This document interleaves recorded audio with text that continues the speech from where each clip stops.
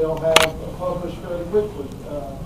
Again, I'd have to go back and look at dates. I hate speculating dates that I really don't know. Okay. But we already have numerous audits in. We're receiving them now pretty much daily or at least weekly.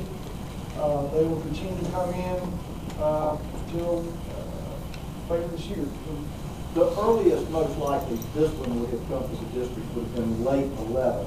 But given the size of the district, it's probably going to be in 12. It was probably in 12, yes, I'm fair to say that. And who is it given? I'm sorry. Let's say this, the district may already be apprised of a lot of information. The official report just may not be published. And but they do an exit interview with the district and their assistant superintendent or assistant director of finances. When they're doing the audit? At the end of the audit. Okay. Yes. But that exit interview would be when they're doing their work sometime in the fall of? Fall and spring. Fall and spring of 11 and 12. Yes, sir. But those exit interviews do not include the board, correct? You can. I'm not there, so I don't know. Some districts do, some don't. Do you know in this instance that I it do did? not know. Okay. But I do know that each board member receives a copy of the audit. Are you aware that, for example, though, in this particular year, there were two new board members that came on mid-fiscal year of the 11 year. In other words, they were elected in November, and on January 1st, 11, they come into office. So, and when that report was sent out, it was sent to the former members, not them. Are you aware of that? No, I'm not aware of this. And the exit interview in this instance, if it was with the superintendent, it would have been with Dr. Cheryl Atkinson, who was superintendent at that time, correct? Yes, sir. Do you know what she advised the board? I have no calculation yet. Now, the preparation of budgets Yes. are to be done by the administration, correct?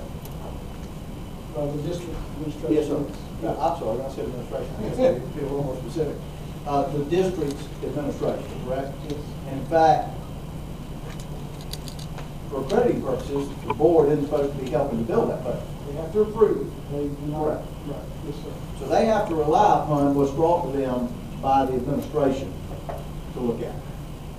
All school boards. It depends on the district, how much involved, but yes, they have to vote on it, and they'll have the opportunity to ask questions at that time. Most school boards do. Okay. Now, you said you had communications with the district over their deficit reduction. Yes. I'm not sure what you call the formal name of that plan, but maybe I called it wrong. But Deficit reduction. Okay. Yes. Elimination plan. Okay. I assume it means to eliminate the Elimination, deficit. I'll just reduce it. Yes, Okay. sir. Now, and are you aware that DeKalb got a new CFO about a year ago?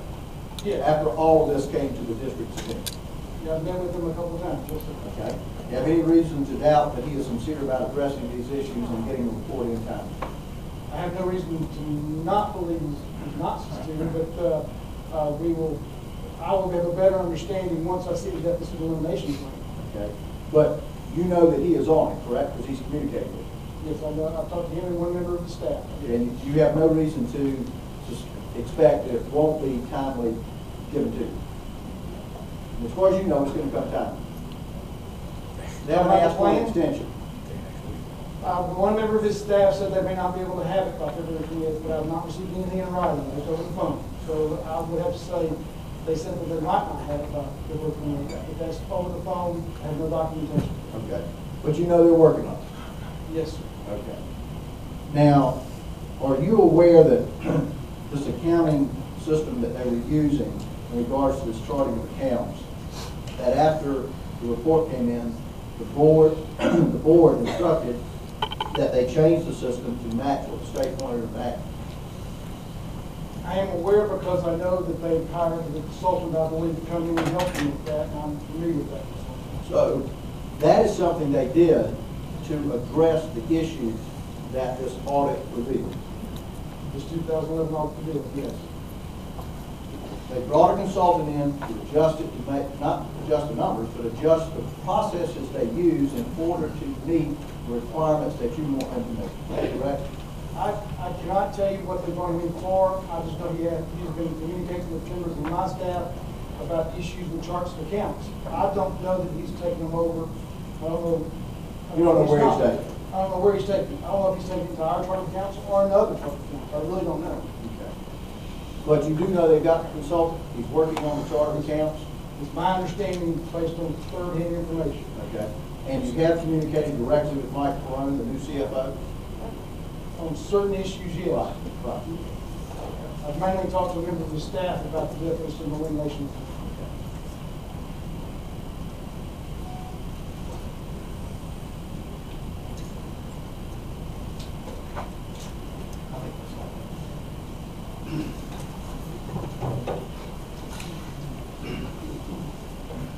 I have no further questions for this witness. I think the exhibit went into evidence, is that correct? I believe there was no objection, yes, as to that. Thank you. Mr. Byers, I believe you may be excused. Oh, sorry. Open it up for board questions. Anyone have questions? I have several. Sir? When we talk about a deficit reduction plan, is that something that the board members individually must sign? Every board member must sign, yes, sir. And they must also sign monthly reports to the department? Yes, sir. Now, why does the department review all of these audits? Are you concerned about risk or what? Good question. We do two things. One, we want to make sure that the corrective action plans have been implemented by working with program managers and keeping track of those. And the second part of that is a risk assessment. We take those audits, and it is based on the number of findings and the types of findings. We assess a risk score for them, along with other factors, not just the audit. So it is an integral part of our risk assessment of districts. And we're talking financial risk. Financial risks, yes.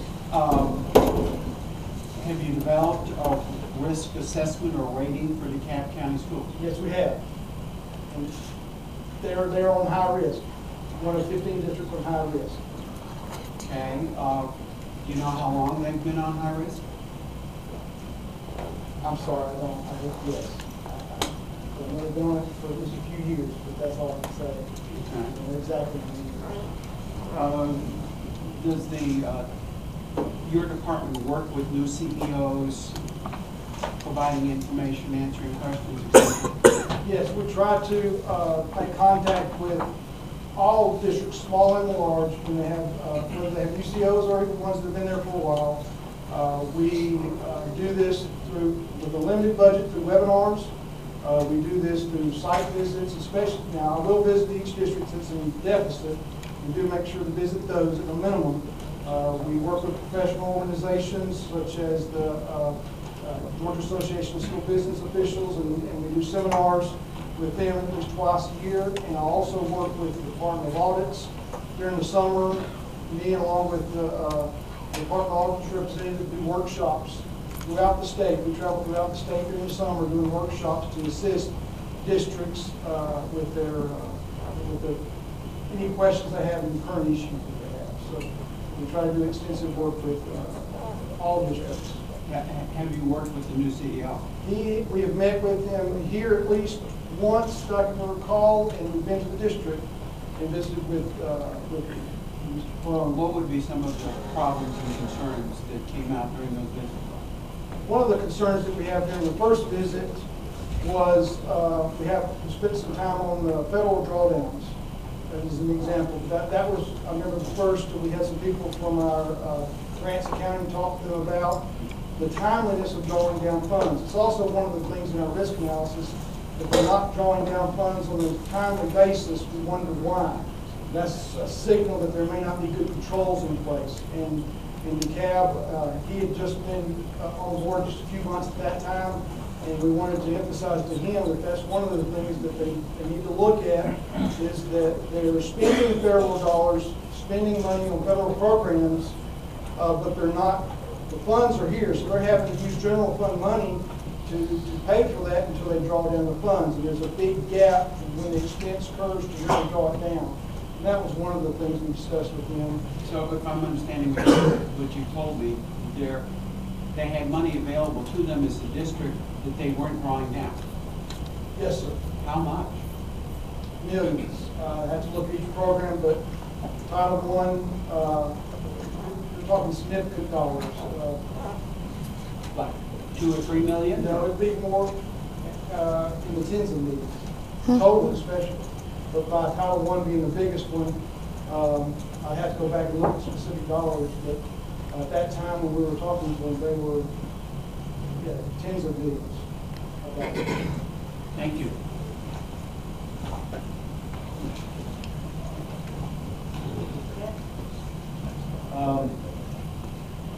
To a layman, this DeKalb's called quote unquote accounting system seems archaic.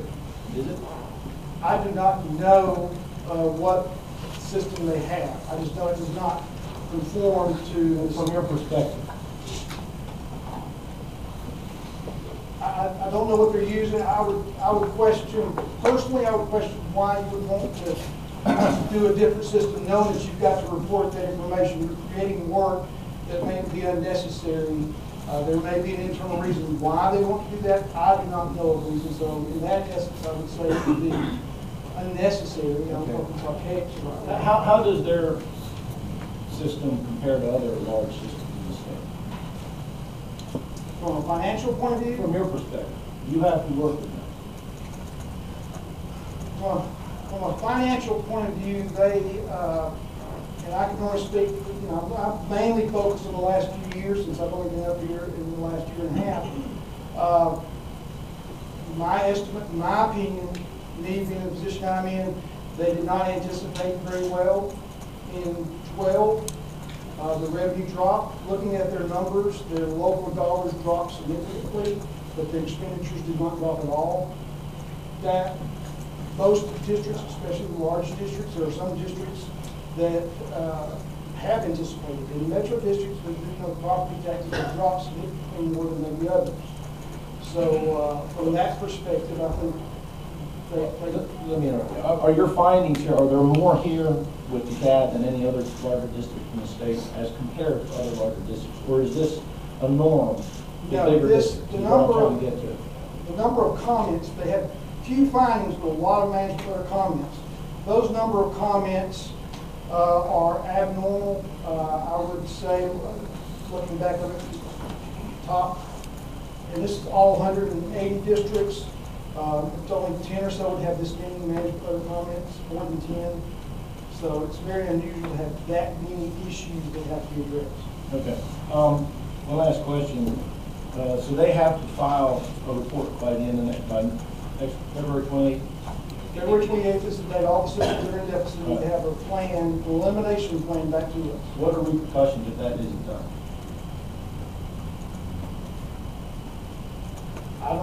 We will go back. I mean, eventually, if they just say they just don't do it, the repercussions will be come back to you and let them know that they are not meeting their obligations, or legal obligations to come do that. Every system in the past has given us a plan, so we haven't had to make that step. But that next step would be come back to the state board and say, hey, if this district is not following the law, and they're not, they're just ignoring the fact that that's what I would say. And you haven't had any correspondence other than word of mouth through a phone call where they are with regard to that report, is that correct? I wanted to make sure I talked to, again, a member of the current staff and made sure that they were aware that was in the letter that they had until February 28th, because this is a large system to have a deficit. Most of the systems are small, less than 5,000 students. This is a large system to have a deficit. And so I wanted to make sure they're aware of it and that they had to have that plan. During that conversation, this member called me back and said that based on scheduling, whatever it may be, 1st of March before they get it to me. And I said, well, I need it as soon as possible. I never received anything in writing from them. It was just, when you ask me the question, has anybody said about being late? Yes, there was a member of the staff that said they may be late. They know in writing that they're breaking the law if it's not done by February 28th. Is that correct? Well, they know now. Yes, they're breaking the law by being in deficit. Okay. First Thanks. Any other questions, Mr. Rice?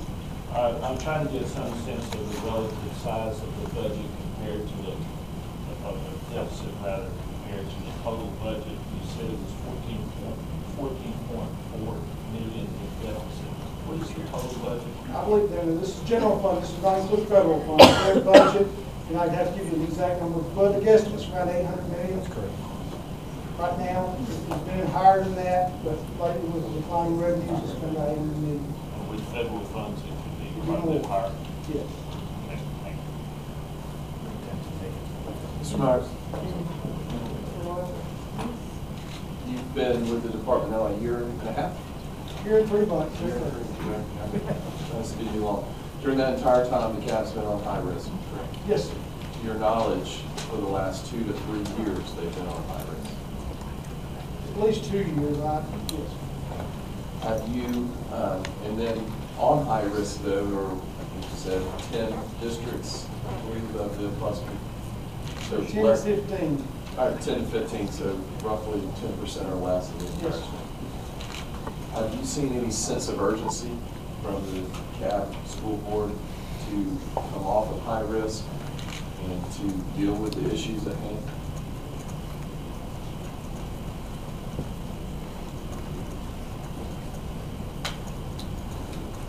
I have not seen anything that would show. What I would see would be in their audits.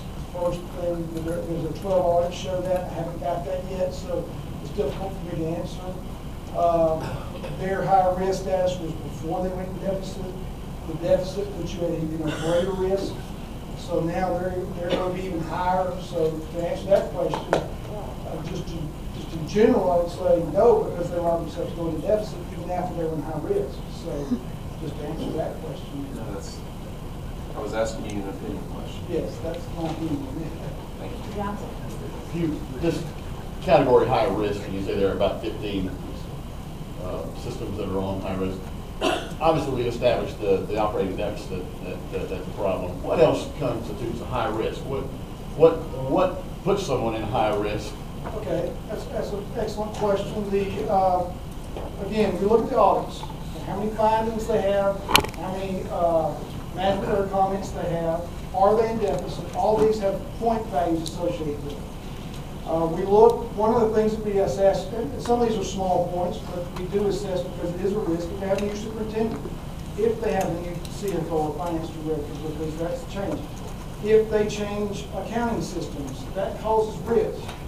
Other things, if they're not drawing down funds on a timely manner, that's a risk.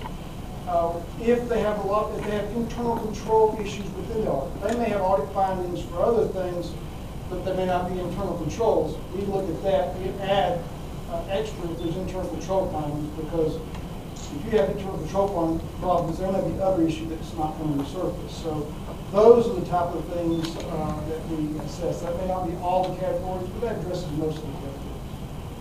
And so would you say DeKalb fits in multiples of those? Yes, they have a high number of management error comments, which gives them some. They did have a new superintendent, a new CFO, which is a risk, and they have other issues that have occurred, major issues. We also look at major issues. The situation that occurred a few years ago also is a signal that there's issues there. So we note that as a special category. If you have somebody that there may be some things that are going on that aren't financially correct. One other question. You mentioned there are 3 things that if a district's in deficit, they have to submit a deficit elimination plan. That put an ad or a notice in the local legal order that they have run this deficit. What was the other one? The third one is every month they have to sign off their financial statements. Each board member has to sign it along with the superintendent, saying they've seen it.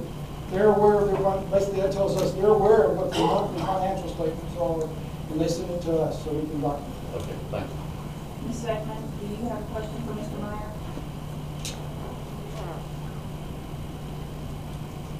Okay. Any other questions? Madam Chair, I do have a question. Okay. Okay. Thank you. It took me a moment to get my phone off mute. Mr. Meyer, you're referring to points and values and factors on these special categories, do you have a specific rubric?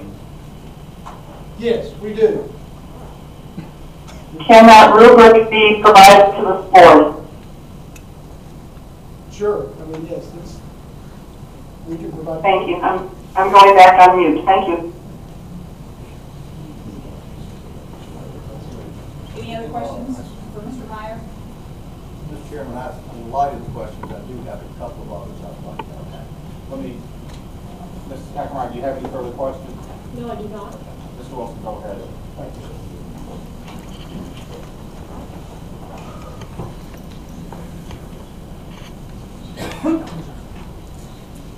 Mr. Byers, up until that audit was revealed in late 11 or 12 or 11 fiscal year, that this deficit existed.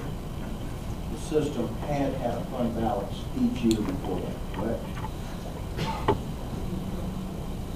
That you were looking at. There was a fund balance. Yes, they had a positive fund balance based on our records and the audits through 11. They had a positive fund balance. It was based on this information they submitted at the end of 12. The DE46, the information from us is in this. But even the state auditor's report, despite all these management comments, and again, we had a new superintendent, and these comments, well, the state auditors gave an unqualified opinion, did they not, that the financial statements were free of any material mistakes, did they not? I believe so, yes. I have to go back and look. Do you believe that to be the case? Their audit was unqualified, yes. Thank you. That's all I have. Okay, thank you. May this witness be excused? Absolutely. No problem. Thank you, Mr. Meyer. Thank you. Mrs. Hackemeyer, do you have the next witness? Yes.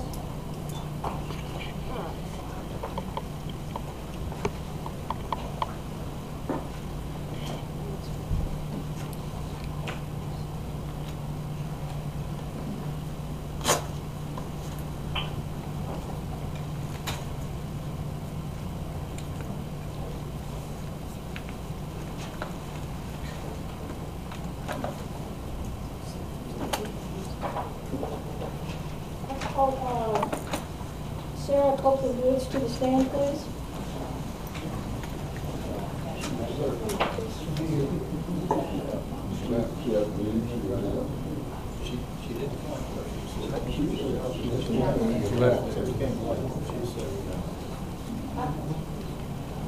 She's not here. No,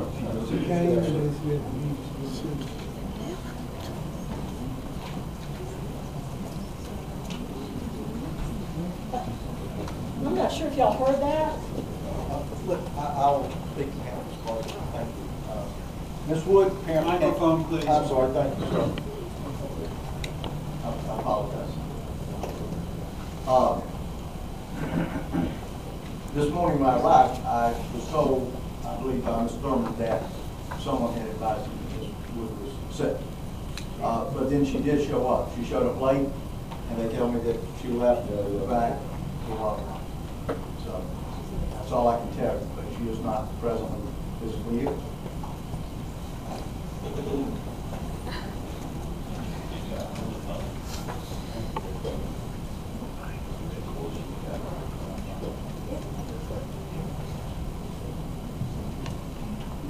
Ms. Hackemeyer, I guess I just want to make sure, was she expected to be here by subpoena or by otherwise, or? There was a notice and order issued by this board that she was to be here today, Your Honor. And I was told she wasn't here when I inquired this morning. And then I was told she was here. And now when I call her as a witness, I find out that she's not here.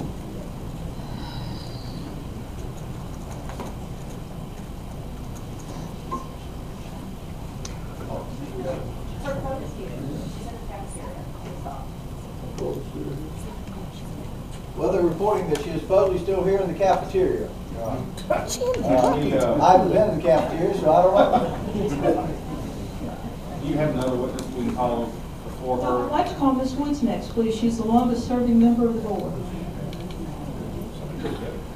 Mr. Wilson, do you have somebody who you can help find her?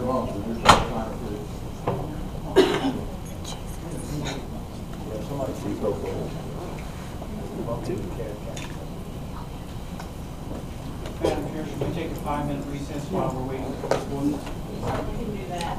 We're done 5 minutes.